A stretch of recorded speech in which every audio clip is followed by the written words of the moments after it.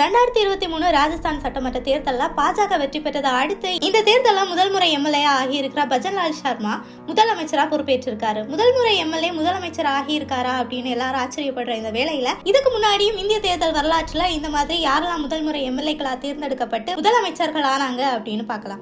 2001 அதிமுக ஓ பன்னீர்செல்வம், 2013 ஆம் ஆத்மியோட அரவிந்த் கெஜ்ரிவால், 2014 பாஜகவோட மனோகர் லால் கட்டர், 2021 பாஜக கட்சியோட பூபேந்திர பட்டேல், 2022 ஆம் ஆத்மி கட்சியோட பாகவத் மான், 2023 பாஜக கட்சியோட பஜன்லால் சர்மா. முதல் முறை எம்எல்ஏ ஆகி முதலமைச்சர்கள் ஆனவங்களை பார்த்தோம். எம்எல்ஏ கூட ஆகாம முதலமைச்சர் ஆனவங்களும் இந்தியால இருக்காங்க. 2019 மகாராஷ்டிரால முதலமைச்சரா பொறுப்பேற்ற உத்தவ் தாக்கரே முதலமைச்சரான பிறகுதான் மகாராஷ்டிராவோட மேலவை உறுப்பினரே ஆனார். இன்னொரு குறிப்பிடத்தக்க நபர் இந்திய பிரதமர் நரேந்திர மோடி தான். 2001 குஜராத் முதலமைச்சரா பொறுப்பேற்கிற பொழுது நரேந்திர மோடி எம்எல்ஏ கூட இல்ல. முதலமைச்சர் ஆன அப்புறம் தான் போட்டியிட்டு எம்எல்ஏவா தேர்ந்தெடுக்கப்பட்டாரு.